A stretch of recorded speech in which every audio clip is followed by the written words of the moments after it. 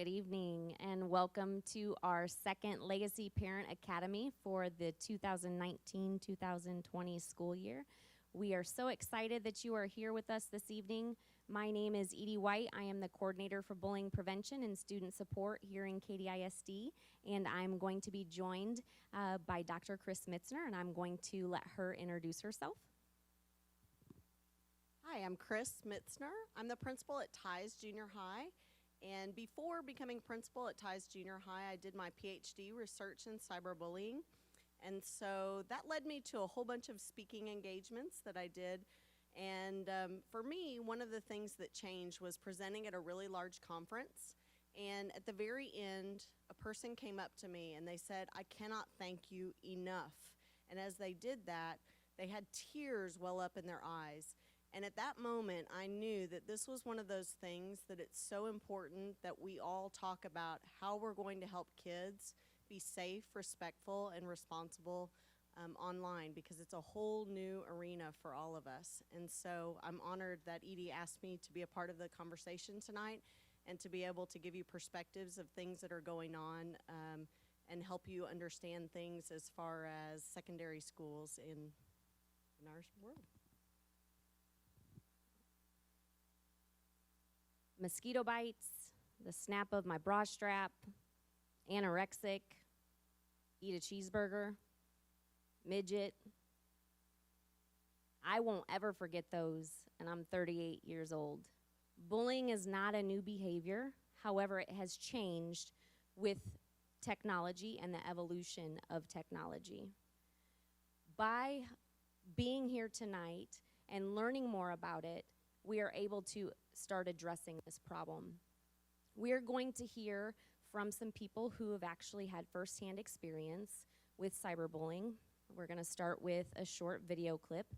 I do want to just add this disclaimer that there may be some words that are used throughout this presentation that might be upsetting, but it's the unfortunate reality of the hurtful words, the vitriol that is used online by our kids.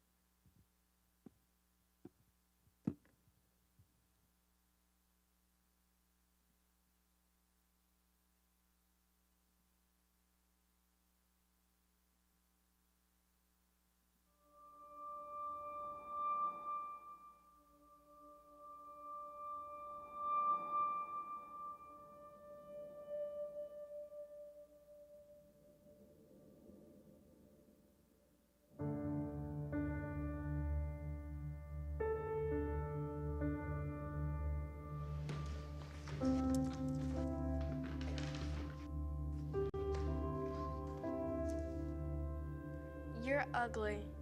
Your mom hates you. You're no good. You're not a man. You don't have any friends. No one likes you. You're just a mistake that should have never been born. Slit your wrist and kill yourself.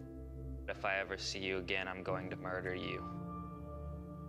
If you don't kill yourself, someone else will.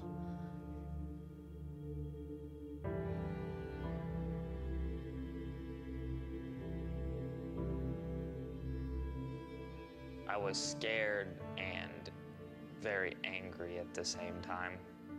It makes me feel worthless. It was a point to where I didn't go to school. I'd be in my room just thinking I just shouldn't be here anymore, sort of things.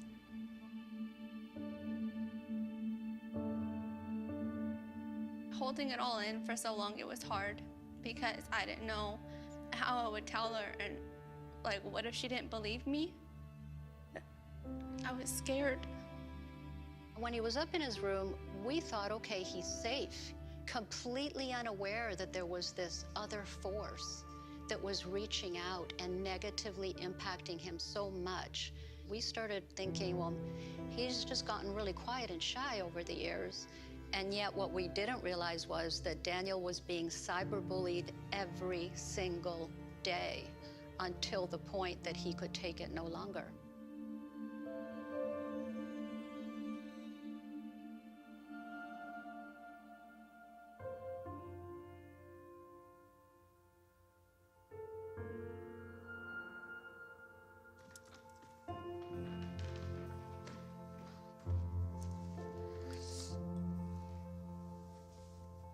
I don't ever want you to have those kind of thoughts, man. You are going to rise above everything that is going on in your life right now. So I don't want you to ever be afraid, because we can handle this. When I finally told my mom about everything that was happening, I felt like stress got lifted off my shoulders. It was definitely a huge boost knowing that I had someone loving me and backing me, because you can't go through stuff like this alone. And I felt more safe. It made me see life and everything from a whole new perspective. Please talk to your kids. We will get through this together. I love you.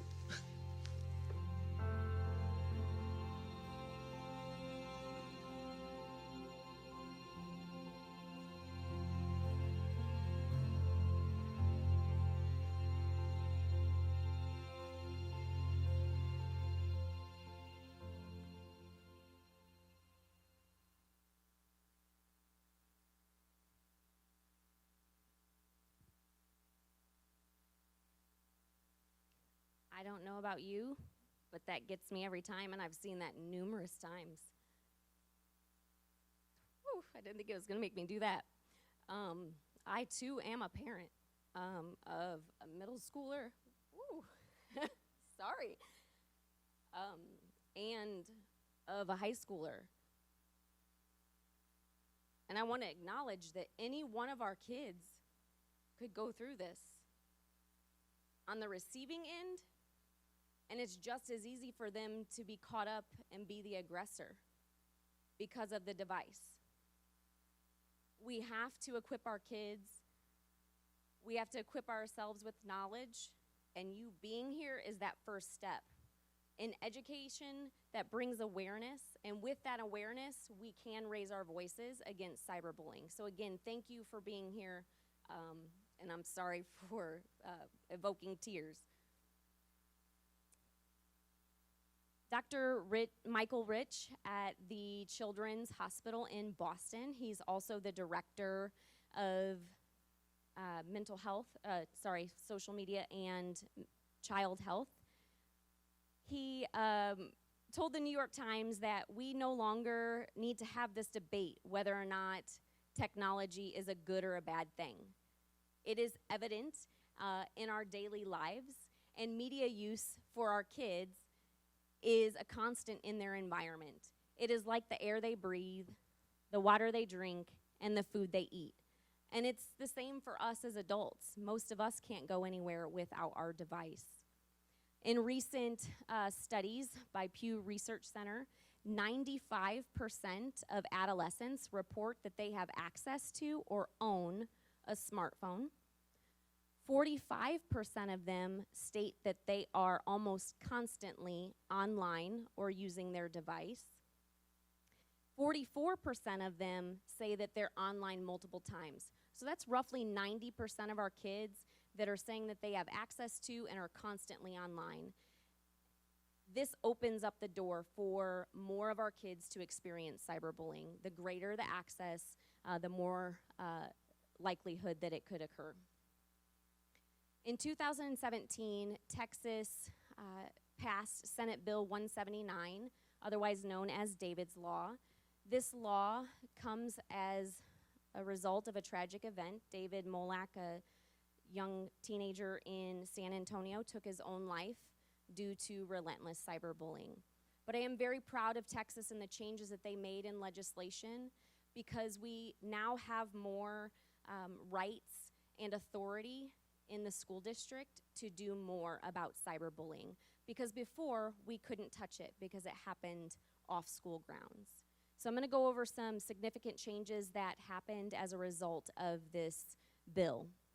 The first is the definition of bullying was broadened, and it clearly includes cyberbullying. So in the state of Texas, the definition of bullying is an act or a pattern of acts by one or more student directed at another that exploits an imbalance of power through written or verbal expression, expression through electronic means, so that's that the cyberbullying, or physical conduct that one will physically harm that student, damage their property, or cause fear of harm. Two is severe persistent or pervasive enough to create a threatening, intimidating, or an abusive environment for that student. 3, creates a disrupts the orderly operation of a classroom or school. And 4, infringes on the rights of students. Like I said, it increased campus jurisdiction, which also gives us the responsibility. We can no longer say it happened outside our 4 walls. We are responsible for investigating it if it did make its way to our campus. And now, because of a click, a post, a share, it's very easy for that to impact our campuses. It mandated a method of anonymous reporting, and hopefully all of you in this room are familiar with Speak Up, our anonymous reporting tool that we are using here in the district. Students and community members can report a variety of concerns, but bullying and cyberbullying is one of them. The law requires earlier parent notification. So if your son or daughter, if it's reported that they are being bullied within 3 business days, you should be notified by your campus administration that a report has been made. For the aggressors, there's not a specific timeline. They just tell us within a reasonable time frame. We must also notify the alleged aggressor in a situation. We now have the power to place students at our district alternative education program or expel them in severe cases. Those severe cases would include someone who encourages someone to commit suicide or harm themselves, if they release or threaten to release intimate visual material of someone. So we now have the authority to send them to an alternative placement. Cyberbullying victims can seek injunctive relief through the court system now, and that injunctive relief can also be for parents. So parents know that if your son or daughter is the one who is cyberbullying others, they can seek injunctive relief even against you as the adult to ensure that that cyberbullying ceases. And there are now criminal penalties with cyberbullying. It is a Class B misdemeanor if they are convicted.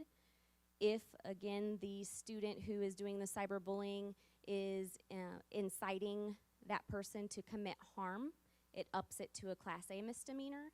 If they have a current conviction for cyberbullying, it's also escalated to a Class A misdemeanor. So with technology, it's great we can connect with our family and our friends, and they can be located, anywhere in the world, but with that connection comes a greater risk.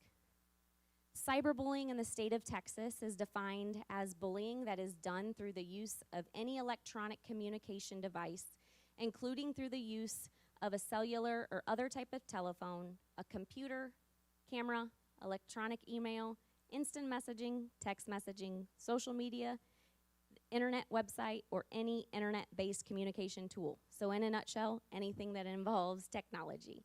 If that is used to bully another person, and that might look like spreading rumors, it might be nasty text messages, it might be taking a picture of someone without their consent and spreading that around, creating a fake profile or website. There are some key specific issues that are different than traditional face-to-face bullying. One of them is accessibility. No longer are the days that a kid can go home and escape torment. There is 24-hour, 7-day-a-week, 365-day access for anyone to be cyberbullied, no matter their location in the world. Your child does not even have to own a device or be on social media to be the target of cyberbullying. I have had phone calls from parents that will say, my kid's not even on Musical.ly or TikTok or Snapchat or you name it. But what happens is someone posts a nasty post and their friends see it and they let the other person know. So again, your kid doesn't even have to be active on those applications to become a target. Audience. I like to tell students words can spread faster than any infectious disease. Any infectious disease because of social media, which is true. There's a much broader audience. With a post, with a click, with a share, it can reach the masses. Let's think about it this way. I know Facebook is a little bit outdated for some, but say you have 100 friends, and I know you're thinking, Edie, I'm way more popular than that. I have more than 100 friends. But for simple math for me, let's say you have 100 friends, and your friends have 100 friends. That means if our privacy settings are set to friends of friends, that 10,000 people could likely see that post. So imagine if that is a damaging post. Imagine being that kid. I've had several situations in my educational career. One of the very first issues that I had was years back when I was teaching in Indiana, and I was a cheerleading coach, and my girls knew the rule was if you're on it, I'm following you. And don't you dare try to hide what you're posting with those little features in there that allows you to choose who sees what. So one evening, I started getting these messages from my cheerleaders and said, hey, you need to get on to so-and-so's website, or to their webpage.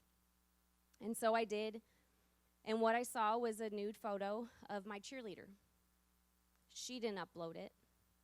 Another person had uploaded it to her Facebook page. And not only did they upload it, they tagged as many people as they could in that picture. Of course, immediately I reported to Facebook to try to get it taken down. But then I started going on those people's sites that were tagged. Most of their settings were public, their teens, so I could get to their sites. They had posted and shared as well. So it reached a broad community in a very short amount of time. So with our devices, it can go viral literally within a matter of seconds. There's also the issue of permanence. What happens on social media stays on Google forever. So again, that post, who knows if that post will ever pop up or resurface. So one incident of cyberbullying could last a lifetime for a kid because you don't know who possibly downloaded that image, took a screenshot of it, posted or tagged it themselves, like in that story. So we have to be very careful about what is out there. Obviously, this young lady did not choose for that information to be out there, but she was haunted by this for a very long time. She actually moved school districts, and because of social media, people in that new school district were also aware of the situation. So she was unable to hide, even though she was in a neighboring city. Anonymity. People feel like they won't be caught. They don't have to own their behavior if they are anonymous. And so we do see people that hide behind these pseudonyms and false identities when they are using their technology. And in one study, less than 50% of people knew who was actually on the other end of the screen doing the cyberbullying. We now have this term called online disinhibition effect. And what that is with anonymity and with an audience, we have keyboard courage. Right? So let's think about that. Things that I might not say to you to your face, it's much easier to type, and it's much easier for our kids to type. Well, there are two types of online disinhibition. The first one is benign, and that merely is someone who feels way more comfortable sharing online than maybe they should. You probably know someone, none of you sitting in the room do this, I know, share too much information online. It's behind the screen, and so they're way more comfortable. And I remember growing up, I had a journal with a key and a lock, and I hid them in two separate places, hoping my mom wouldn't find them. I would have been mortified if they saw it. But now with social media, our teens and even adults will put more out there than they normally would before. The second kind is toxic disinhibition. And so that's rude language, that's threatening language. It could be cursing at someone on a game or on a website. And with that, we know that it can be damaging. And with this idea of online disinhibition, it's much easier to be mean behind the screen because of anonymity, because of this invisibility. I can be whoever I want to be online. I can portray to you whoever I want to be. There's like this fantasy land online, right? And that in itself has led to this desensitization,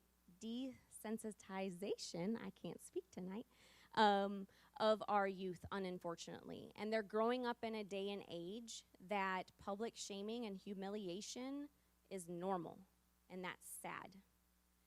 Dr. Mitzner is going to get up and share about the different types of cyberbullying. All right, so these are some of the different types, categories. The first one being exclusion. When you think about teens and tweens, it's a very important time in your life where you're trying to get recognition from your peers. So when you're publicly excluded from something, it's often just devastating to you because you weren't included in that. And so it's done deliberately so that someone feels bad about not being included in the group.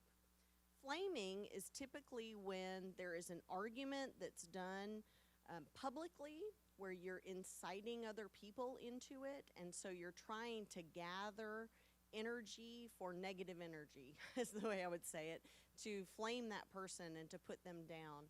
When you look at outing, this is often done where maybe it's one student, maybe it's a group of students that sort of befriend someone and gather some information or sensitive information. And what those people do with it is they take that sensitive information and make it public. So they learn something private about that person and then make it public onto a social media site. A trickery is very similar to outing, except for the fact that it's done without a person knowing. So this is often like the credit card fraud where somebody is swiping. So when you think about if somebody's ever gotten your credit card and they're tricking you by putting it in there and you have to put in your numbers and they've gathered it, that's the trickery part of it. Now it's interesting that fraping has been part of the Urban Dictionary because it's really a combination of Facebook and rape, and that's how that word came up. And so but it's still used now to talk about when somebody goes onto a social media site and they impersonate someone else and start to post things or gather information. So they're impersonating that person's website or their actual, so now that it's moved on to most kids are on Snapchat or on Instagram rather than Facebook because their parents are on Facebook, but it is still that term. So dissing is when you're sharing that private information and putting it out there and just want to damage the reputation. So whether it's true or not, saying very, very mean things about somebody else. Masquerading is similar to impersonating. This has been used a lot on Twitter where somebody could create an account and they masquerade as somebody else. It's also something that the laws have caught up with it, and there's pretty stiff penalties now for impersonation on any of the social media sites of being somebody that you are not.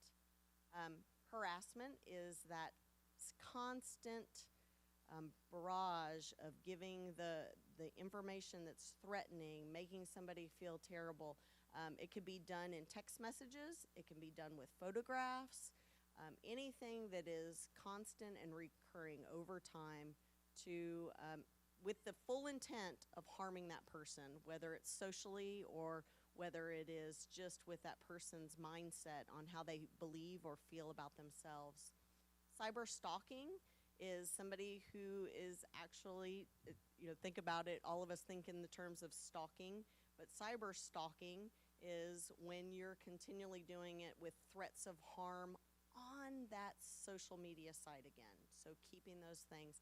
And then the last one is a combination. Happy slapping is really a combination of what I would say is bullying with the electronic devices. So an example would be is, say there was somebody in a cafeteria, I'm just going to use a school example, and somebody dumped milk over their head.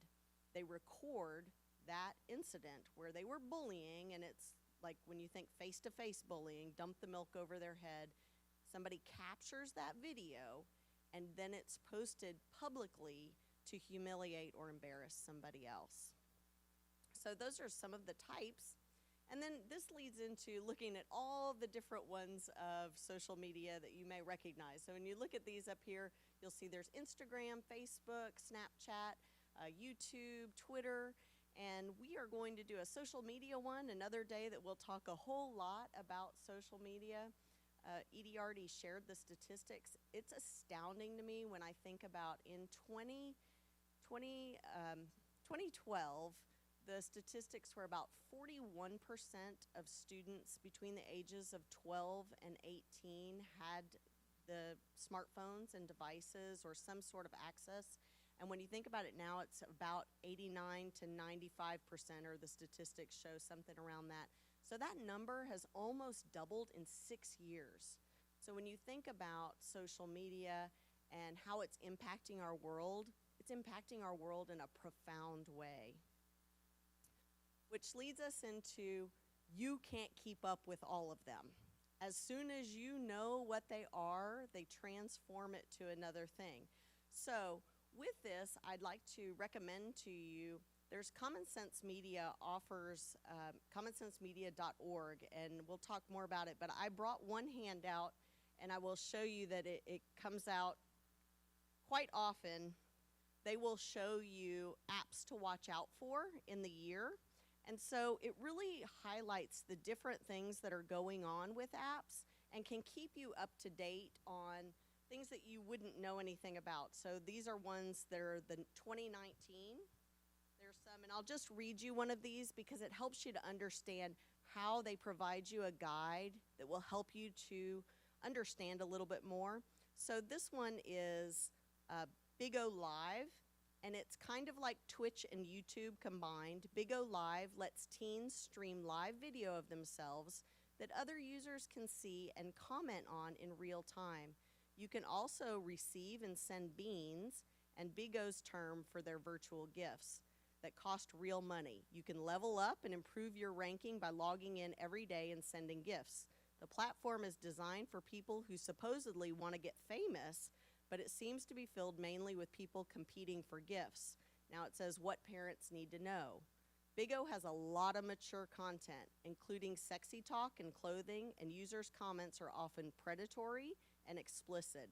Also, it focuses on status and spending money as opposed to creativity and talent, and makes it feel shallow. So that just gives you an idea of what these guidelines look like, so that it helps you when you're thinking, I don't know how to help my child with all of the different sites, because they do change so dramatically and so quickly. And so Edie will talk about the statistics. So I want to go back to this one real quick.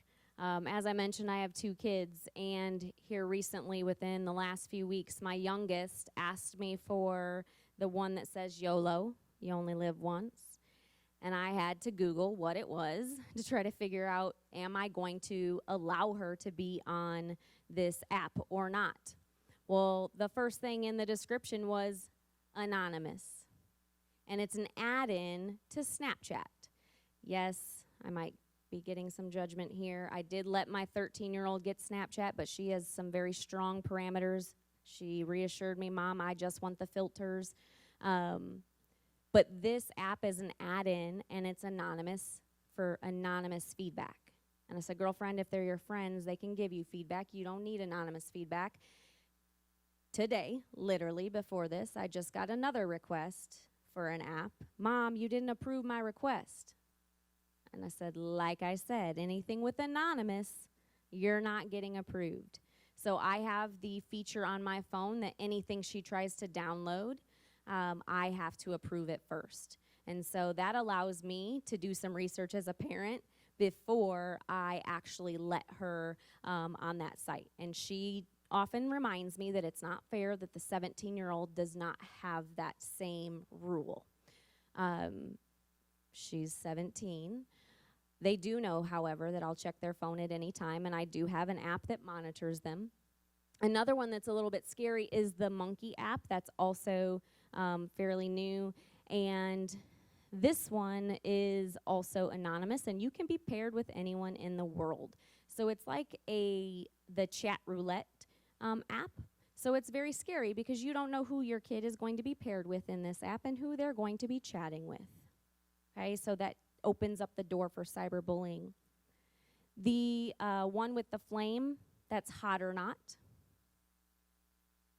So they'll put two pictures up of two people, and then they rate them. What do you think that does for people's self-esteem? And they don't always use that app because that's one of the apps that's been around for a while.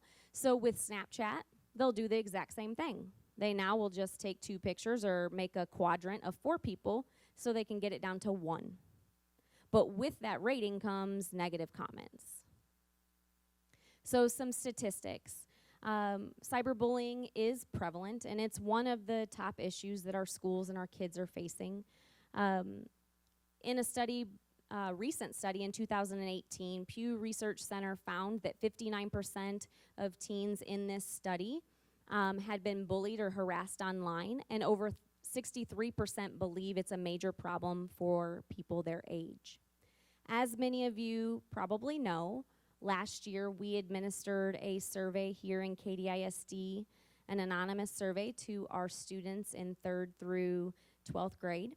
So I'm going to be transparent. I'm going to share some of that information with you here today. According to our kids in our survey, 8% of elementary, 13% of junior high, and 14% of high school reported that they had been bullied either through text message or social media. 34% of them believe that bullying, not just cyberbullying, is a problem at their school. So that's their perception. Wanted to let you know that. The percentage of individuals who have experienced cyberbullying at some point in their lifetime has nearly doubled from 18 to 34% in a very short amount of time. And so it definitely just speaks to the greater access that our youngins have, and as technology evolves and they have a variety of social media sites to choose from, I think that's why we're also seeing an uptick in cyberbullying.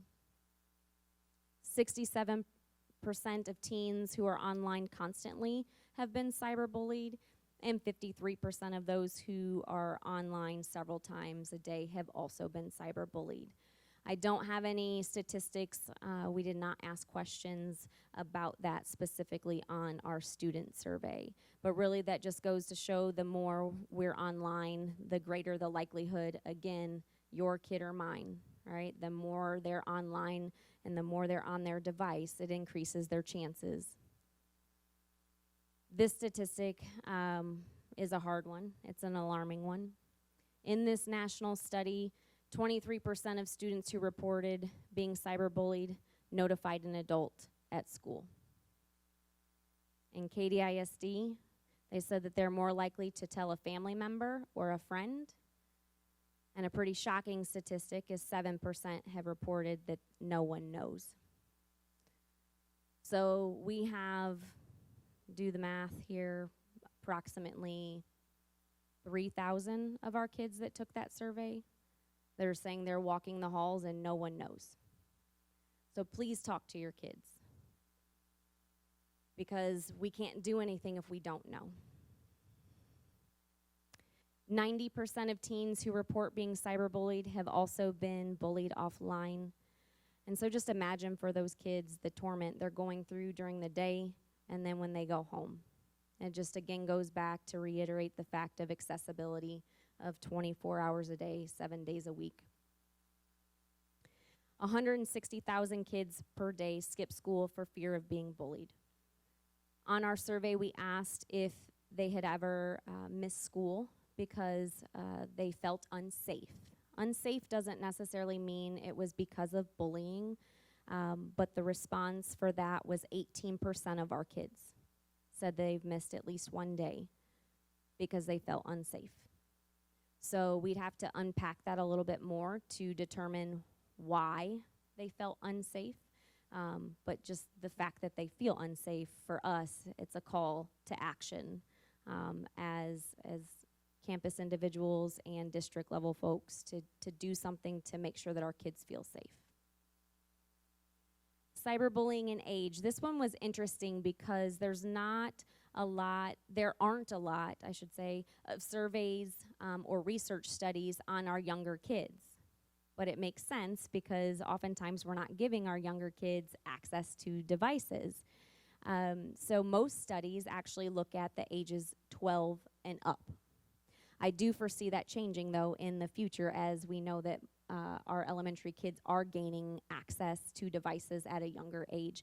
But the majority of our elementary kiddos, according to this study done in Massachusetts, they experience cyberbullying playing online games.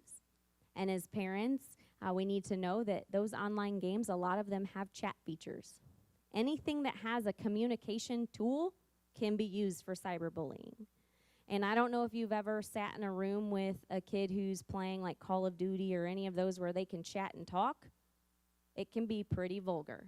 And they make threats when someone's not performing well, and they can exclude them from continuing play. But again, anything that has a chat feature. My youngest a few years ago started playing an online game called Roblox. And is that working? Is it going in and out? Okay. And I was unaware that there was a chat feature until one day I'm laying next to her in bed and something popped up on the screen. Luckily, it was a friendly chat between her and someone at school, but I had to dig a little bit deeper. And she did say that there are people she doesn't know that would make nasty comments about whatever design she was making or whatnot. And so, of course, we shut down that chat feature real quickly. Face-to-face bullying is more common in elementary school than cyberbullying, but progressively increases at each grade level. That was also true of our survey here in Katy ISD. Again, I think it goes back to access and privilege that we give our older kids. Anonymity in cyberbullying is more common in our elementary school students. Again, if they're using those games, we have to think they have avatars. That's the fun part of it, right, and the fantasy. So if I have an avatar, I'm not presenting myself as who I actually am. So that allows them to cyberbully others more easily. And then 15.5% of high school kids in this study reported that they were cyberbullied. And like I mentioned before, 14% of our high school students reported that they experienced some form of cyberbullying. Gender and cyberbullying. This was also an interesting time for me because there's so many different studies that are out there and they vary. So you might come across a study that says they're equally as likely to experience cyberbullying, but then you come across many other studies that say that actually girls experience it more. So I think you have to take into account the study, how many people participated in that study, and unfortunately in Katy, we didn't ask their gender. That would have been helpful information, but I'm going to be totally transparent. We didn't ask a lot of demographic information because of where our district was last year, the climate. So I foresee us actually asking a little bit more information because it would be extremely helpful. And so we're going to need your support as parents to encourage your kids to take it and not opt out and truly know I don't have any names. A third party did this for us. Okay, so I would have liked to have this information, but just so you know, I don't have a gender breakdown.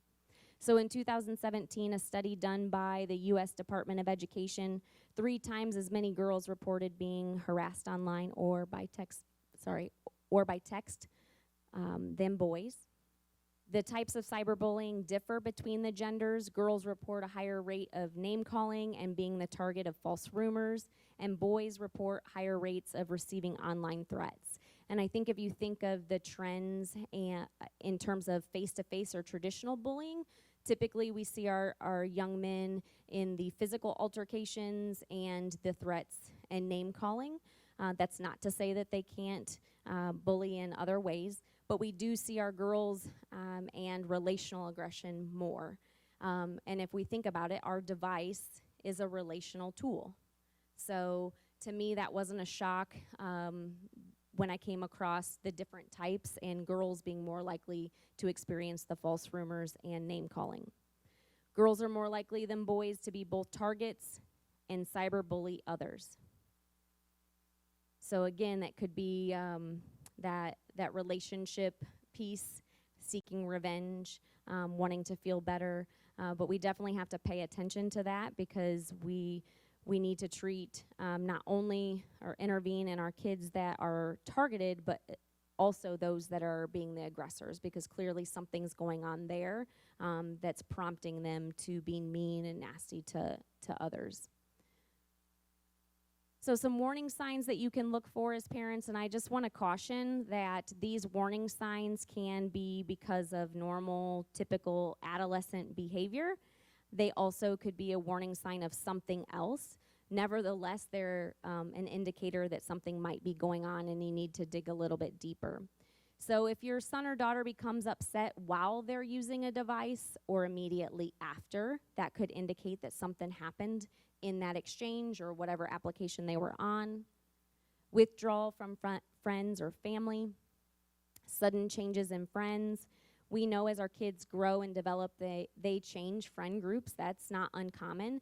But if you notice that all of a sudden they stop talking about that friend that they were BFFs, you might need to check in to find out what happened.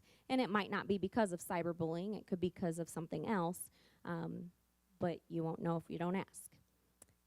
Uneasy or unwilling to attend school. So again, digging deeper, as the statistics showed before, 160,000 kids skip school every day because of fear of being bullied.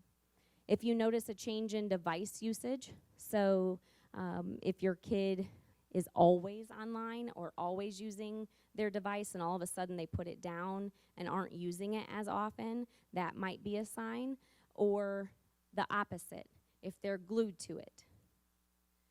I heard a parent who lost his son to suicide as a result of cyberbullying. He was a guest speaker at my former campus multiple times, and he said the one thing that he noticed is that his son was really addicted to that computer. He wanted to constantly see what was being said about him, which is definitely heartbreaking, but he did notice that he was having a hard time separating himself from his computer.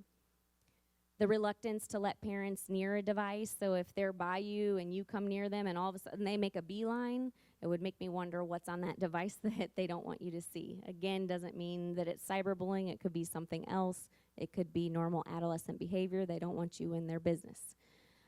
Unwilling to discuss or share information about their online accounts or activity, and the somatic symptoms, so frequent headaches, they complain of stomach aches, or they're unable to sleep.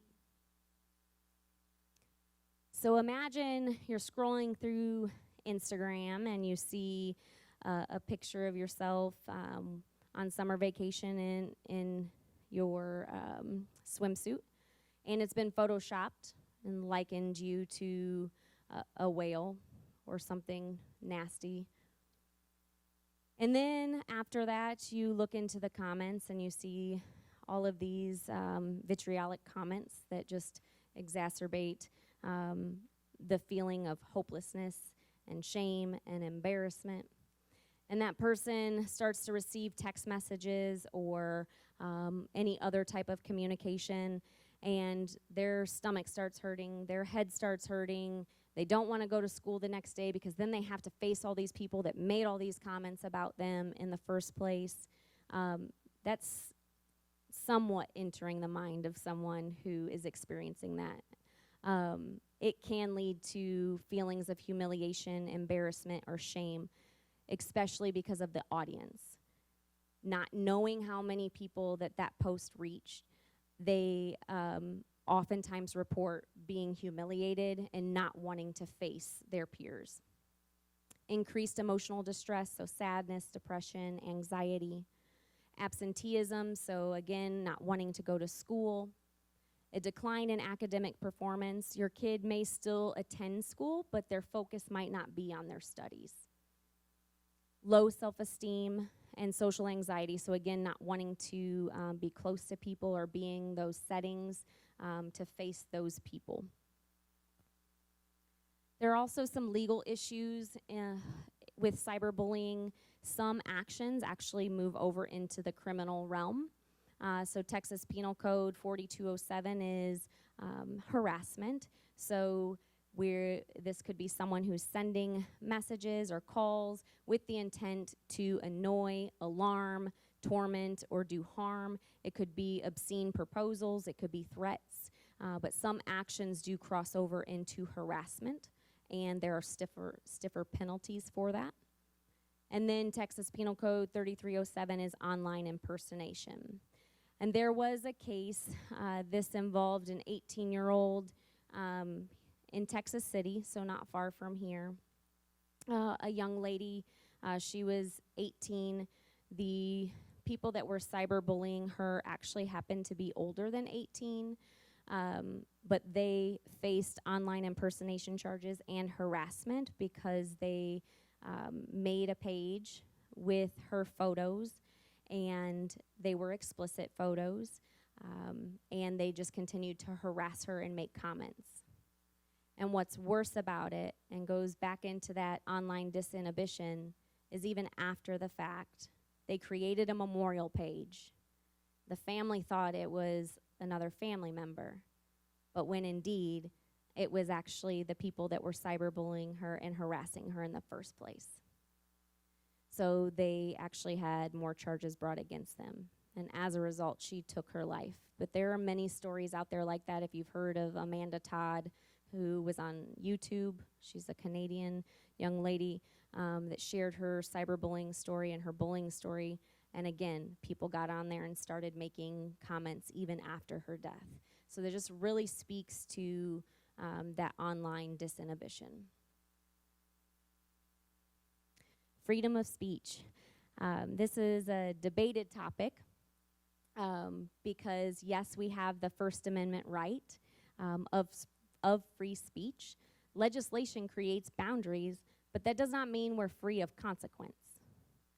There are also unprotected areas of speech: libel, slander, perjury, blackmail. So not everything is protected. There's a landmark case, Tinker versus Des Moines Independent School District. This was from 1969. During the Vietnam War, students wore black armbands to school, and they were disciplined as a result. And in the Supreme Court ruling, they found that they did not disrupt the educational environment, nor did they infringe on the rights of the other students. So this case is oftentimes used in determining whether or not a student's speech is acceptable or not. Another case from there was Frazier, and he was a young man who gave a speech in front of his fellow peers, and throughout the speech it was full of sexual innuendos. The school district suspended him, and when it went to court, the school district won that case. They said that school districts do have the right to regulate what students say because they're acting in locus parentis, right, when they're in our care. And there was some concern about the sexually explicit material. So those two cases have really helped inform when we get to cases of cyberbullying. There was a case in 2000 where a student created a website, and on that website he was seeking donations for a hitman to off a teacher. They suspended the student. It went to court.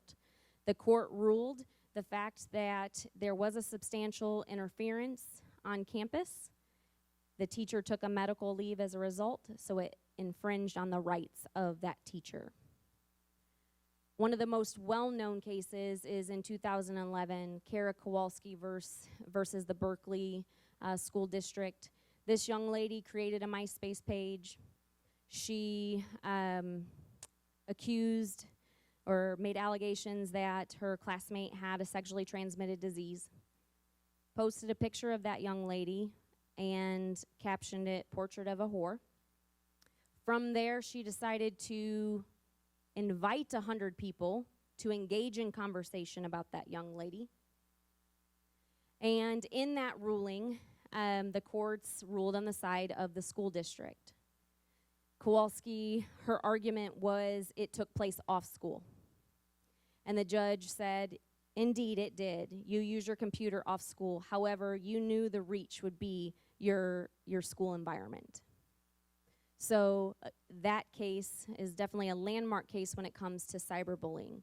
So our students do need to know that their speech is regulated even if it happens outside of school. And there are some serious consequences that go along with it. So definitely having that conversation with your kiddos is very, very important. Right. So all of the things that Edie said are things that in the cyberbullying research and also in my daily walk as a secondary school principal, we experience where students are, especially junior high, you think about their frontal cortex isn't fully developed, so sometimes they don't really think about the impact of the things that they say to somebody else. And so there have been examples where a student has had 2 clicks change the course of their life. Their first click being a photograph of themselves in a compromising way that they sent to somebody else, and everything to that person was fine at that moment, and then that person, click, sent it to a whole group of contacts or posted it someplace. And it really changed the course of that person's life because it's impacted them in so many different ways. There are times where somebody sends something that's mean or hurtful, and then when you have a conversation with them, it's like, well, I was just kidding, but the way that it was received was not a kidding kind of a thing. And so this is something that as we get to the questions and answers, I'll be happy to give different feedback on that. But when I started doing the conversations of cyberbullying, I told you that it was that parent that came up to me and said, I cannot thank you enough. And that parent talked about their child having 2 clicks change the course of their life. Again, it was a photo of herself, nude, halfway up. She sent it to a boyfriend, and that boyfriend was a short-lived boyfriend, and he proceeded to send it to his entire contact list. And the whole family ended up moving not just from the part of the city that they lived in, but the husband actually got a job to another location. And it's that far-reaching piece that's hard to explain, but it changed the course of their lives. And so the fact that you're here today is just thank you. Because if we can make a difference for one kid, for one moment, and help people to understand how technology can be used for good and how we can help people not to make choices that will make it for harm to other people, it certainly would be wonderful. So with that, we've got a couple tips for you. This is something that we could talk about for a whole hour, but we're going to cram it into just a couple of things. The first thing is, the basis of every relationship is trust. So open those lines of communication and form trust with your child. And just like Edie was describing on her particular child and saying, that you didn't approve that, have that conversation of why you're not approving that. It's an anonymous one, so I want to make sure that you're safe, and it's my job as a parent to make sure that you're safe. The second part is using an electronic device contract, and with that, it's important for families to really sit down and think about what are the things that we value? Because it's going to be different depending on who your family is. So in our house, one of our family rules is that if we're gone out to dinner and paying for dinner, then we put all of our devices on the center of the table. And the only way you can answer the call is if you've called it ahead of time. So maybe you say, hey, I'm waiting on this one phone call from this person. And so that's just a family norm that we have now, and we've established that in our contracts. So like I referred to, the Common Sense Media has customizable device contracts, and these are ones where you actually can go through and it talks about saying where, when, how long, what are your checking in things, what are the privacy settings, what is the care and maintenance for you, and then what are the things that you expect for your child to communicate responsibly online. They also have ones that are according to age. So there's ones for K through 5, there's ones for 6 through 8, and then also 9 through 12. All of those things are really important because if you notice, when a kid says, this is my phone, none of the carriers are giving someone under 18 a device. It is your phone. So you have the ability to have all of those things. And there's a reason why those carriers are not giving the phones to somebody who is under 18, because they want to make sure that they're giving it to an adult. And so there's all kinds of features that you can look at, you can set up, and to protect your child. Learn about how social networking sites and apps work. I referred to it earlier, but we have one of these sessions that's going to be about social media.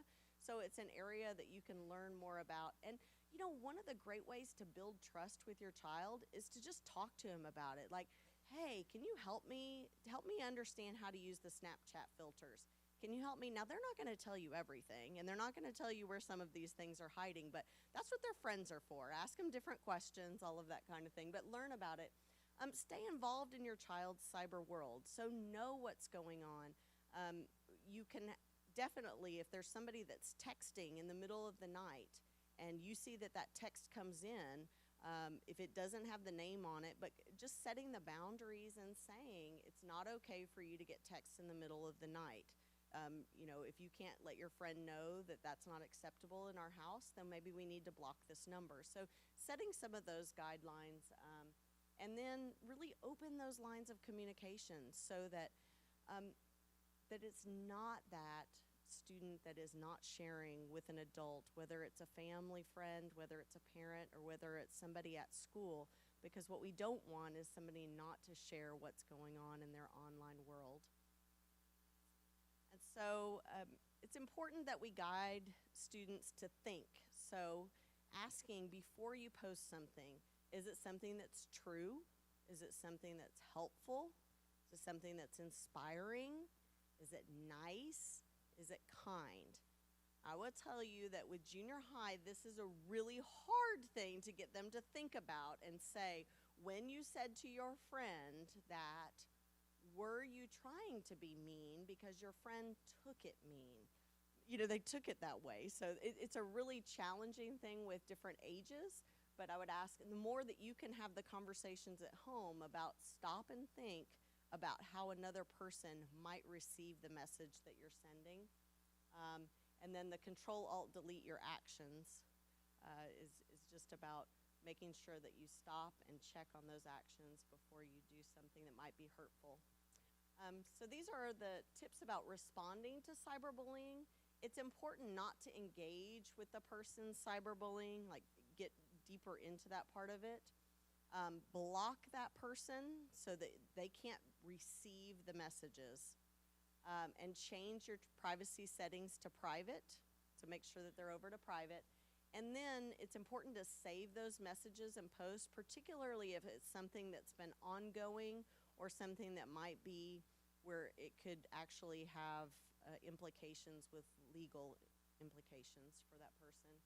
And then the last one, which is obviously the most important, tell a trusted adult, and really keep that students need to talk to somebody about what they're experiencing online so that they have a circle of support around them and help them to learn and to be able to come up with it.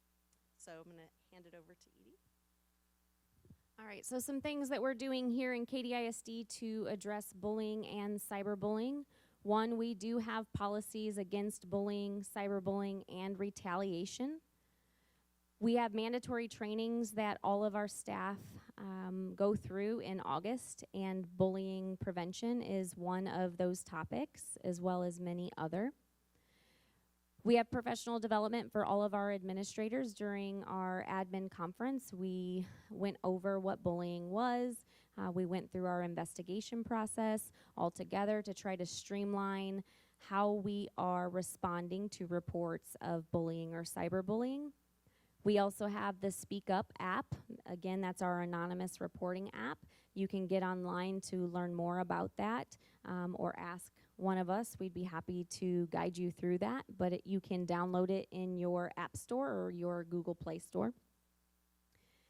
In the month of October, we do recognize National Bullying Prevention Month.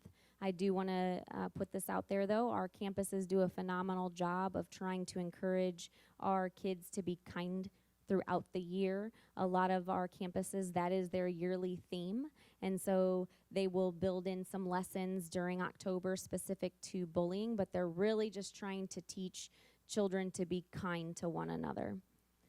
We have digital citizenship lessons, again, from kindergarten to 8th grade, and then particular courses will cover digital citizenship at the high school level. And most of our teachers, before they give devices to kids, will also revisit our acceptable use policy.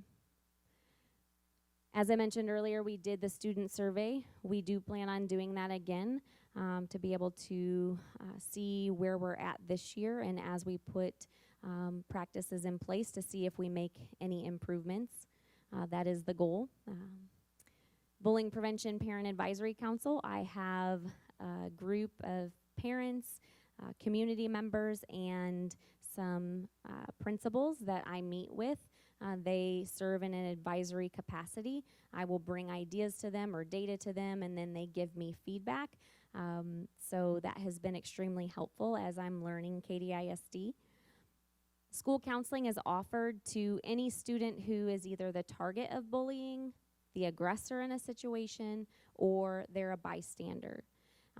One thing that we need to remember is even the kids who witness bullying, whether it's online or in person, they can be just as impacted as the person who's actually being bullied. And then we have parent workshops and resources such as this.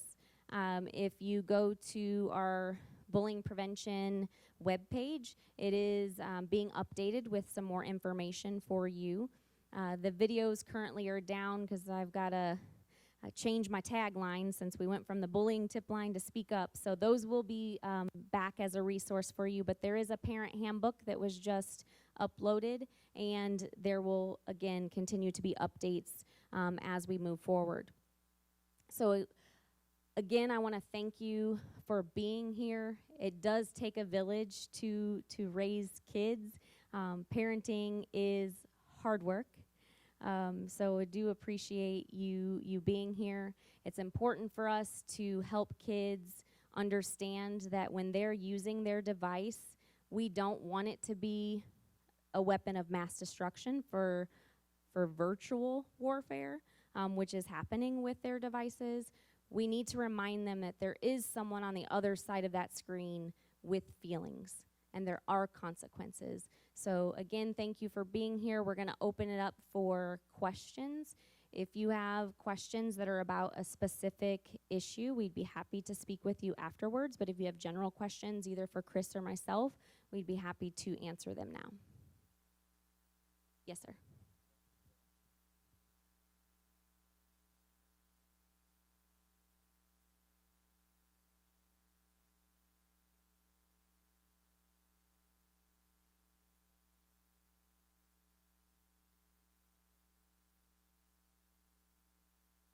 So he asked his daughter's in high school, and she is experiencing cyberbullying, and so how can we stop it?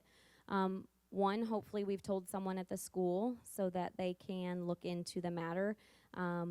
They cannot issue disciplinary consequences unless it's impacting the school environment or infringing on their rights. However, they can look into the situation for sure. But as Chris mentioned back on this slide, I would be sure to have them not engage with that person, block all communication, save anything that's coming in, and supporting them. And sometimes we have to seek outside help because it can have long-lasting psychological impact. But definitely bring it to the school if it's impacting her and her ability to learn and feel safe on campus. We're here to help. You're welcome. Yes.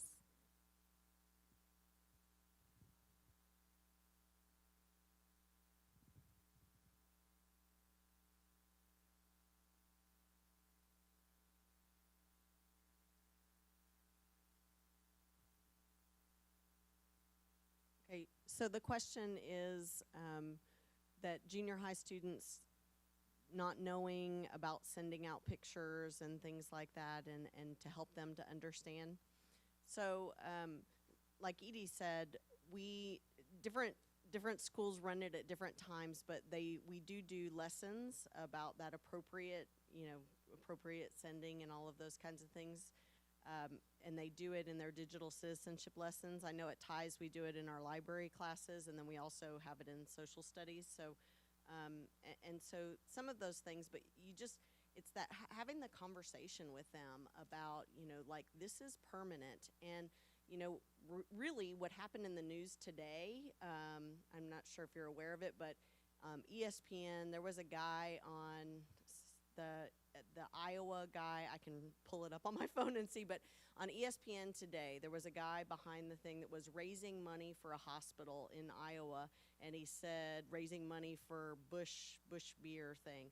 And so what ended up happening is all of these people start donating because it's for a hospital, and Bush beer is Anheuser-Busch is getting behind this guy and doing all this kind of stuff. And then they go back and they find that he had all of these racist tweets from when he was 16 years old, and all of those things have been yanked away from it. So, I hate to say that there's always things that are in the news that are great conversation starters with kids, that you can have the conversation and say, look at how what you do now can affect you in the future. And there's, you can look at different people or sports figures, I hate to say, but I mean, you can look at, some of the things that they have done online and how it's impacted them. And those, to me, that the one-on-one conversations are even more powerful, because then, as a mom or as an aunt or whoever it might be,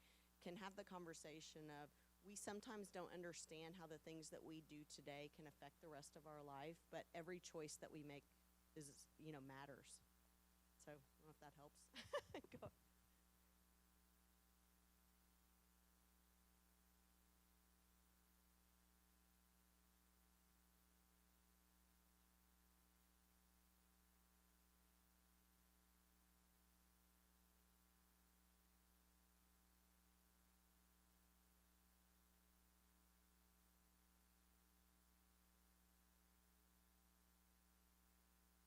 Yeah. And a lot of places, I can't speak for every, because there's so many different campuses, but I will tell you that most secondary schools are addressing it in every way that they possibly can. So talking about it, bringing up examples, doing things, and bringing in speakers, and having, parent events where parents can come in and have different things on it as much as possible. Yeah.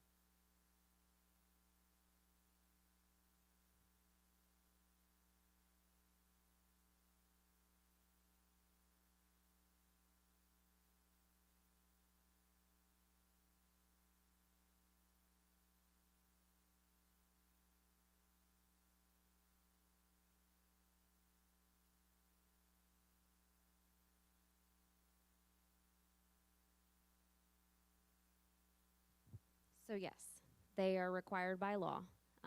After a report has been made, within 3 business days, you should receive notification that your son or daughter has been reported to be an alleged target in a situation. The law, again, does not tell us an exact number for the alleged aggressor. Your campus should be communicating with you. We do have a system where it's now electronic that I oversee, where they do have to document that information. So I am able to monitor if they're making contact within that time frame. And of course, we're hoping that they are communicating with you, because we need to work together as a team to help support our kids.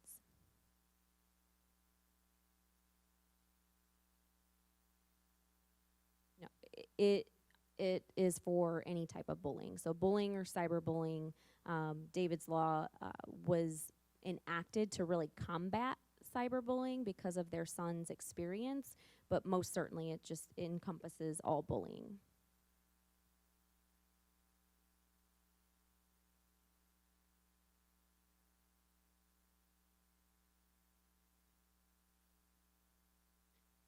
So they have to be notified. The question was, again, about the alleged aggressor. They don't give us a specific timeline, just within a reasonable time frame. And I would say most administrators are going to make that contact after they've gathered some more information, because we definitely have to investigate to see if the allegations are factual or not. So I think that there's probably some leeway there with making that contact. The first step is making sure that that kiddo is safe, right? So we call that alleged target in, and then make sure that they are safe, and then the investigation will ensue from there. Does that answer that? Okay.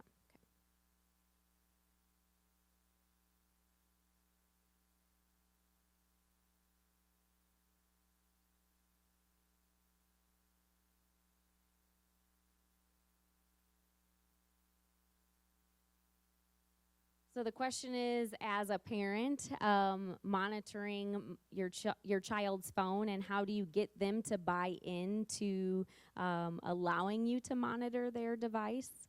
Well, first and foremost, I'm going to put my parent hat on now. It is my device that is on loan to you, and we did set up an agreement with the device, and they knew from the very beginning that their device would be monitored. And it's not because I don't trust them. I'm responsible for you, and I need to know that you're safe. And so I've changed the different apps that I've used. And Chris had mentioned something about text messages coming in late. The beauty of one of the apps is I can set time limits on my children's phone.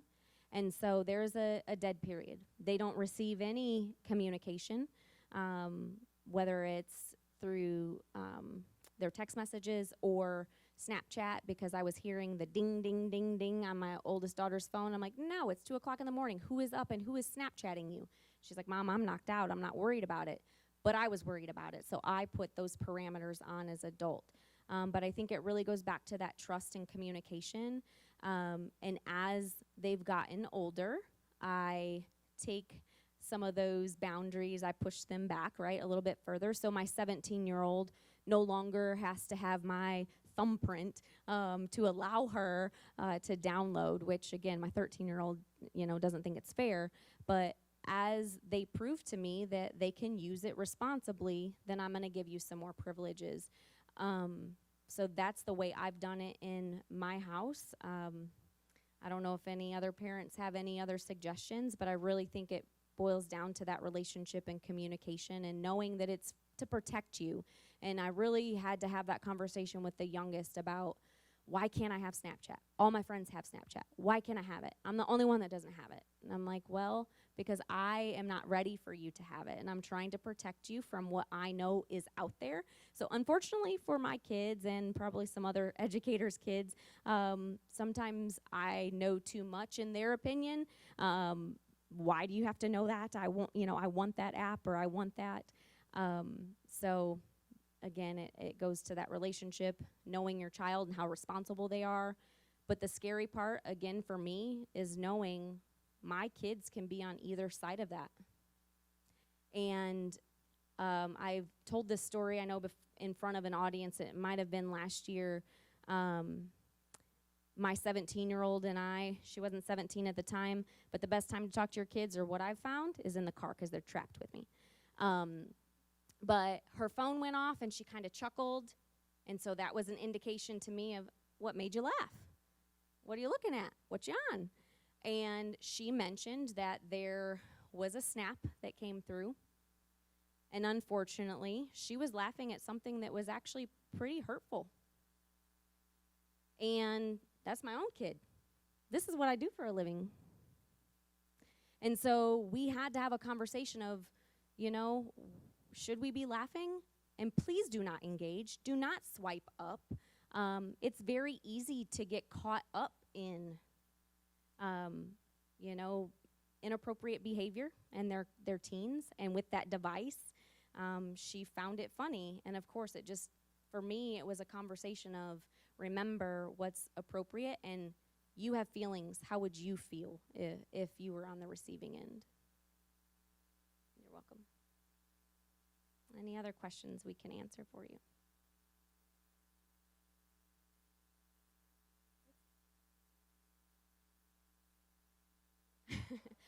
She asked, where do you find these parenting apps? That's a good question.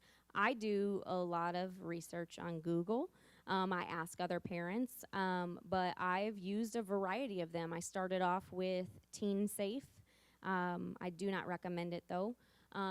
Reason being, unless something has changed, is what I found is if my daughter was not updating her phone, that I couldn't see what was happening. So, of course, I'm like, hey, you don't want to lose those photos. You need to update your phone. You know, trying to find ways for her to do it. So I quickly switched. I've used Bark. That's a good app. I've used RPAC. That's another good one. That one's an amazing one because you can stop and pause their phone. And so, hey, I told you to clean your room. You didn't clean your room, so I pause their phone, and then they can't use their phone. So it has some other good features beyond the monitoring their device. So really that's how I've learned about it, is just really trying to stay up to date. Common Sense Media is a fantastic resource. So Common Sense Media, they have a wealth of information on there for parents. They are actually trying to help parents. I'm not going to say stay ahead because we're never going to be ahead of them. And apps are constantly changing and adding features that make it more difficult to monitor. So like Snapchat, you know, it went away and all of that. And then they've added where they can have private stories and they can have public stories and they can choose who's in there and who's not. Now there's a section called For My Eyes Only. So you can imagine what that's meant for. So apps aren't always helping us parents monitor. But I would start that conversation now that she's young. No, but I would start that conversation. Yep. Yes. Any other questions? Bark, RPACT, P-A-C-T. There's Screen Time. Those are three that I feel strongly about that are positive. Teen Safe is one that I didn't find successful for me.